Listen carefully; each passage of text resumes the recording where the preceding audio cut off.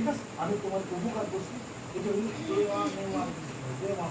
তার বিনিময়ে তুমি আমার কিছু বিজনেস, ঠিক আছে, টাকাটা ফেরত দিতে চাচ্ছিলে না, চিন্তা করছি আমি আর এই সুন্দর টাকাটা দিতে পারবো না।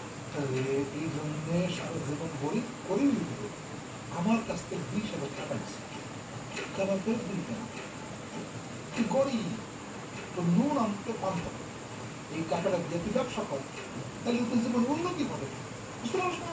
আমার খালি মাসে মাসে ওই হালকা ব্যবসাটা দিয়ে গেল, নামে আমি নিতে হবে না, বুদ্ধিটা টাকাটা খোলা ব্যবসাটা চালাই যায়, এই মাসে মাসে আমার সুদটা বিজনেসটা দিয়ে যায়।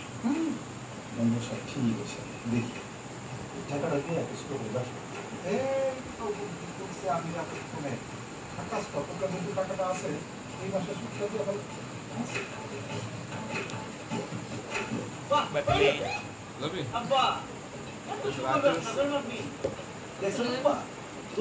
নাক জানো, নাক হলো সবচেয়ে নরম না,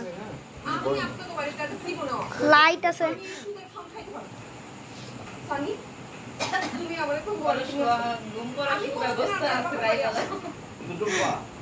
আমাদের বাড়িতে সারা জীবন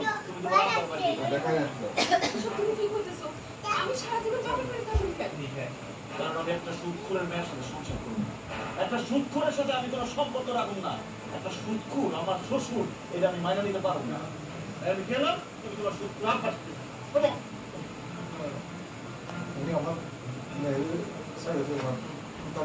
পালার জন্য ডিভোর্স দেবো না। হ্যাঁ, আচ্ছা ঠিক আছে, আমি আসলে কাপড় করবো না।